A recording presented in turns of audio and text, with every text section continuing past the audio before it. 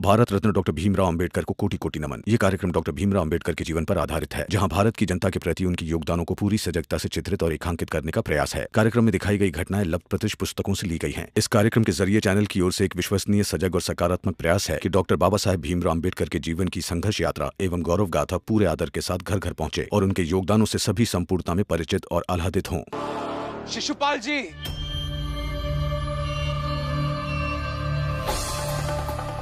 चलिए बाबा, घर चलते हैं। अब थोड़ा सुकून मिला, अच्छे से खाएंगे और सोएंगे। चलिए। रुकिए शिशुपाल जी,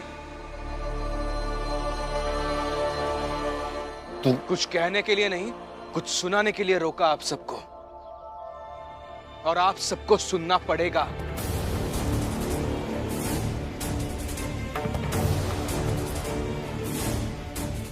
आज के केस के बाद मुझे लगा था कि शायद आप लोग कुछ चीजें समझ जाएंगे, लेकिन आप नहीं समझे। कोई बात नहीं, मैं समझाऊंगा आपको। जैसे आज पूनावाला सर के घायल होने पर पूरी वकील बिरादरी हमारे साथ आकर खड़ी हो गई, ठीक वैसे ही अगर आप बार बार हमारी जात के स्वाभिमान को इस तरह से घायल करेंगे तो हमारी पूरी जात खड़ी हो जाएगी हमारे साथ। बस, नहीं सुनना तेरा कुछ। सुनना पड़ेगा, सुनना पड़ेगा आज आपको।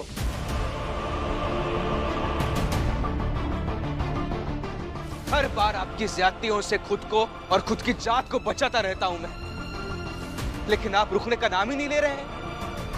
आपकी ज्यादती तो बढ़ती ही जा रही है। इसलिए आज आपको सुनाऊंगा और आपको सुनना पड़ेगा। क्या कह रहा था मैं?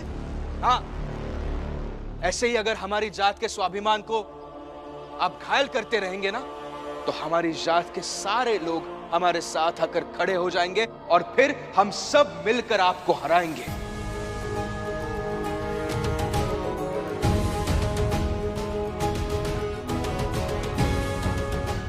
ये आपके वकील साहब आज जिस तरह से केस हारे हैं ना कोर्ट में, ठीक उसी तरह बार बार कानूनी दांवपेचों में इन जैसे लोगों को हराएंगे। ये समाचार पत्र के मालिक, बहुत पैसे है ना आपके पास, पैसों का घमंड है ना आपको, ऐसे पैसों वालों को भी हराएंगे। ये आपके बाबा, ऐसे रसूख रखने वाले लोगों को भी हराएंगे। और आप जिन्हें अपनी ताकत और अपनी लाठियों का घमंड है, आप जैसे बाहुबलियों को भी हराएंगे हम।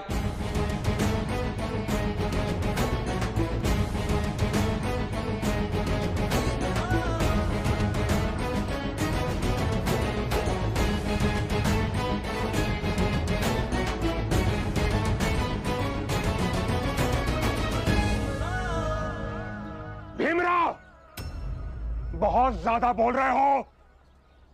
मेघनाथ जी, अब भी आप सिर्फ यही देख रहे हैं कि मेरे पति ज्यादा बोल रहे हैं। अब तो आप ये देखिए कि मेरे पति सिर्फ बोल नहीं रहे, बल्कि कुछ कर भी रहे।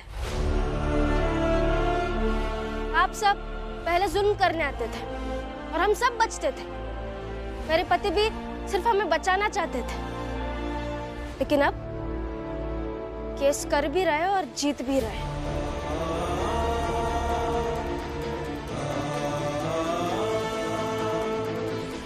और कल को ये अखबार के दफ्तर में भी वापस जाएंगे और काम भी करेंगे। मेरे पति को इस लड़ाई में हर एक चीज मिली, और आप सबको तो कुछ नहीं मिला। मेरे पति इस लड़ाई में पूरी तरह से जीत गए और आप सब पूरी तरीके से हार गए।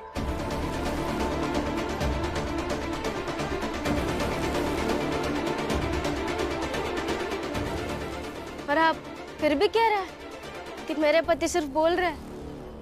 एक केस जीत जाने से कोई विजेता नहीं हो जाता। हाँ, और उसकी औकात हमारे बराबर नहीं हो जाती है। बहुत अच्छी सोच है सेठ जी आपकी। इस सोच को बनाए रखिए, ताकि इस केस की तरह ही एक एक जीत से भीम अपनी जीत की कहानी लिखता जाएगा। और आप सब लोग अपने मन को बहलाते रहना कि अकेला भीम क्या कर लेगा। एक बात और, इसी पूरन का केस लड़ने पर हम चाल वालों ने भीम को चाल से बाहर निकाला था।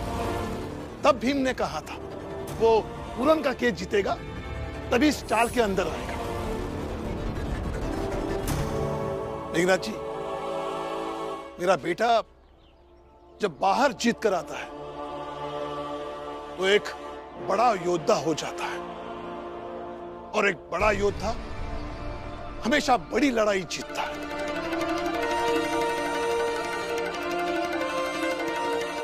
एक बाप हो इसलिए बेटे की तारीफ ज्यादा नहीं करनी चाहिए, लेकिन मुझे पूरा विश्वास है कि मेरा बेटा आप सबकी बनाई गई सामाजिक व्यवस्थाओं के खिलाफ हमारी जात के लोगों को ऐसे एकत्रित कर देगा कि कोई कीचड़ फेंकने की हिम्मत नहीं कर पाएगा। और एक दिन ऐसा जरूर आएगा कि मेरे बेटे भीमराव को सब लोग याद करेंगे।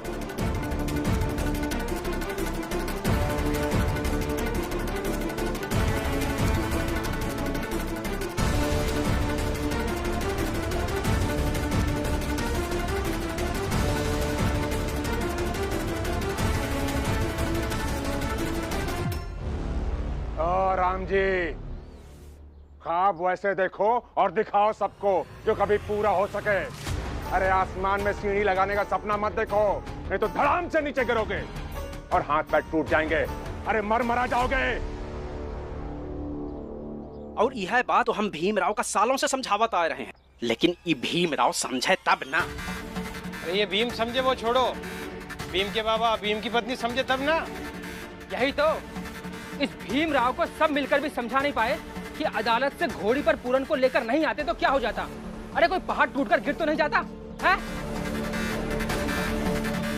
और तुम चुप रहते तो कौन सा पहाड़ टूटकर गिर जाता। लेकिन बोले ना, चुप तो नहीं रह सकते, क्योंकि तुम्हारा मकसद था बोलना। ठीक उसी तरह भीम अपने मकसद को पूरा करने के लिए कर रहा है, तो इसलिए चुप रहो। और भीम का मकसद क्या है वो फुलिया बता सकती है? फुलिया, पता भीम का मकसद क्या है? जीजा भाई, कम से कम दूसरों के सामने तो चुप रहा करो। इंसान कमजोर अपनों की बातों से होता है।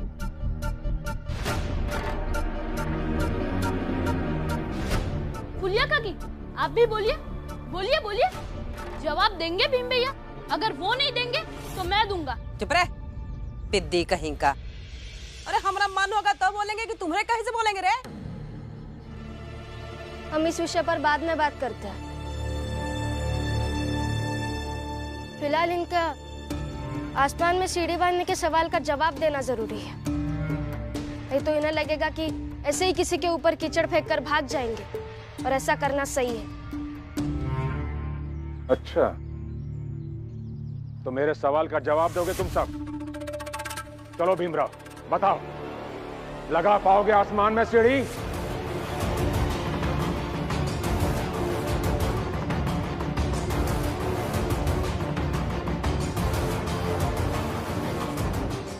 अरे बोलो, लगा पाओगे आसमान में सीढ़ी?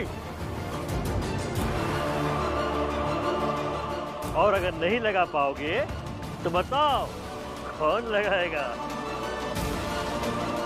और ये क्या बात है कि सबका जवाब ये भीम ही देगा?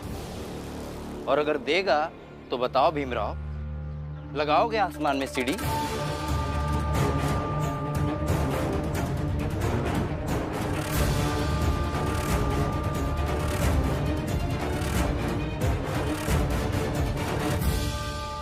बोलो, है कोई जवाब? भीम, इनके वाया सवालों का जवाब देने की कोई जरूरत नहीं। नहीं बाबा, सवाल पूछा है तो जवाब तो देना पड़ेगा। ठीक है, आपके सवाल का जवाब यह है कि हम में से कोई भी आसमान में सीढ़ी नहीं लगा सकता।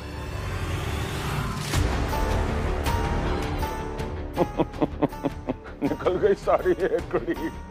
बड़ा ज्ञानी बन रहा था। चल चलिए बाबा, चलते हैं। लेकिन एक बात और, बात अभी तक खत्म नहीं हुई। जाने से पहले आप आसमान में सीढ़ी लगा कर जाइए।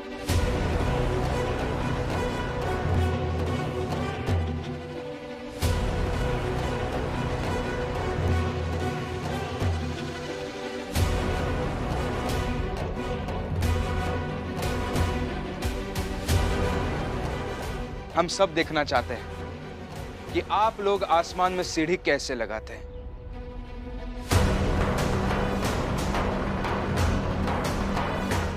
क्या हुआ?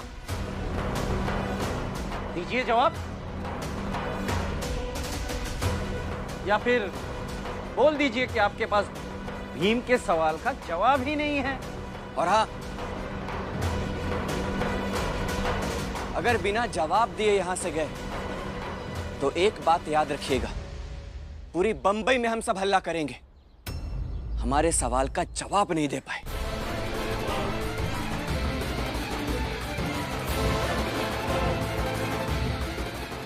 दीजिए जवाब, लगा पाएंगे सीढ़ी? दिग्नाथ जी, सवाल का जवाब दीजिए।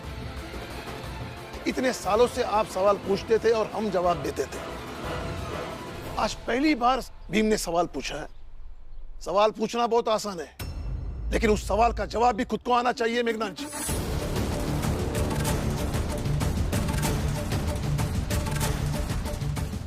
हाँ हाँ, दीजिए जवाब और लगा कर दिखाइए आसमान तक सीढ़ी।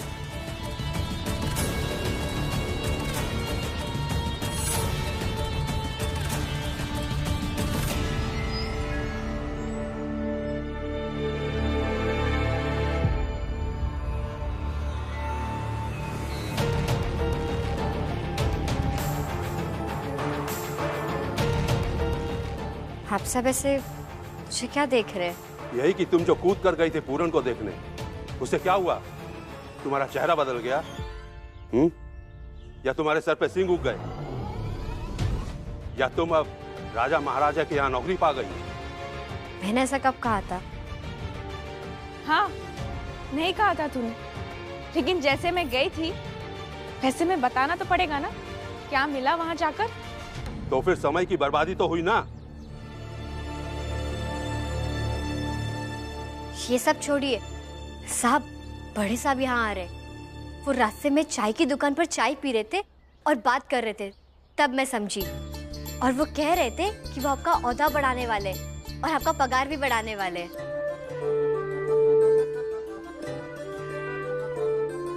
जल्दी जल्दी काम करो, तो जाके अच्छी सी मिठाई लेकर आ। रुकिए, मैं झूठ बोल रही थी साहब। ये सुन के जो आपके चेहरे पर उम्मीद आई ना कि आपका पद बढ़ने वाला है, आपका पगार बढ़ने वाला है, बस यही मुझे भी मिला वहां।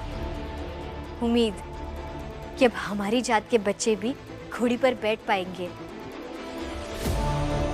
और जब ऐसा होगा तो हमारा स्वाभिमान बढ़ेगा, और स्वाभिमान बढ़ता रहे तो और क्या चाहिए। ये आप सब मेरे चेहरे पर देख सकते हैं।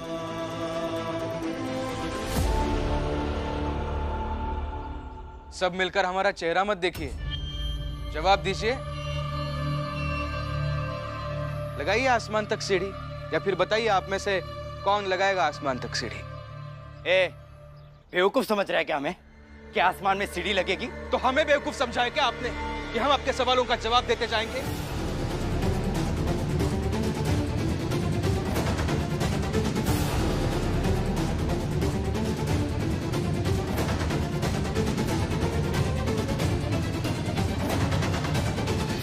ऐसे असंभव बातों का उदाहरण देकर हमें बेवकूफ बनाने की कोशिश मत कीजिए शिशुपाल जी।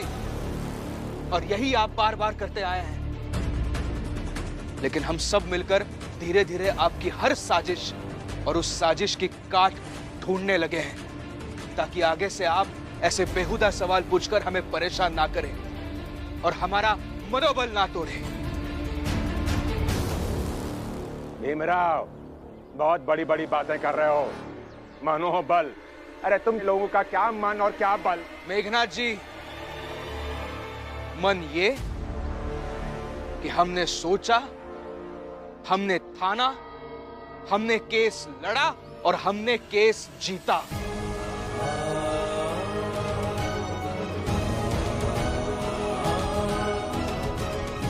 और बल ये कि हमारे केस जीतने के बाद आप अपना जीवन शांति से जी नहीं पा रहे हैं।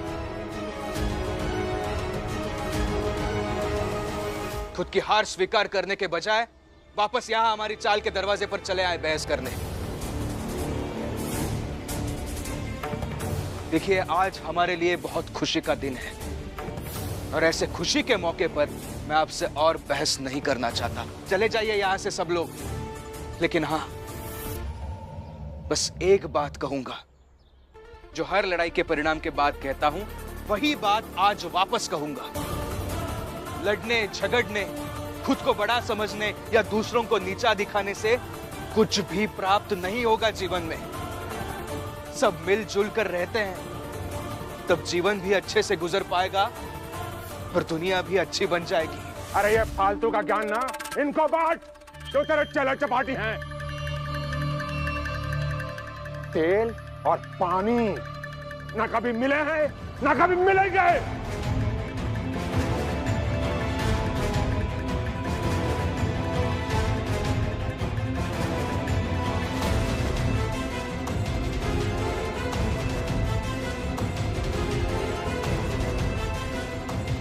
चल बेटा, चलो चढ़ जाइए। गलत उदाहरण जीवन के सिद्धांतों में आ जाते हैं तो पूरी विचारधारा को बर्बाद कर देते हैं। मेघनाथ जी, अब शांत हो जाइए। चलिए पूरन काका को अंदर ले चलते हैं। पूरन काका, आप चलिए स्नान कर लीजिए।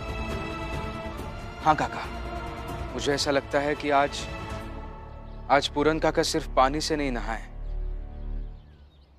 बल्कि उस पानी में हम सबका प्यार, सम्मान और साथ देने की भावना को मिलाकर उससे नहाए।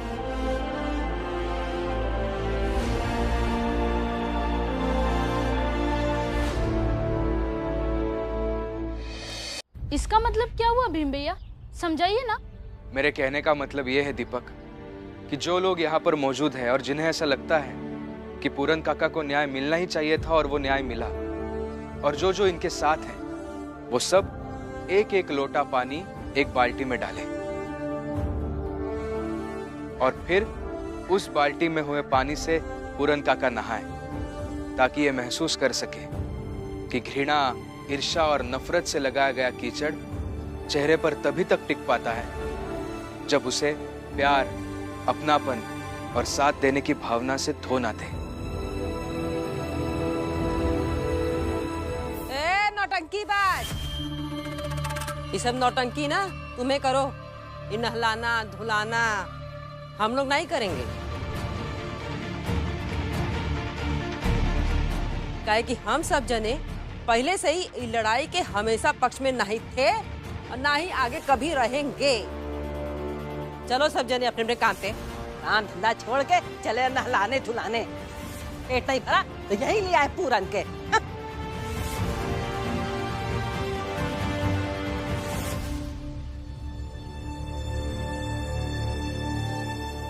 जिसको नहीं करना है ना करे, लेकिन हम एक एक लोटा पानी जरूर डालेंगे। चलो।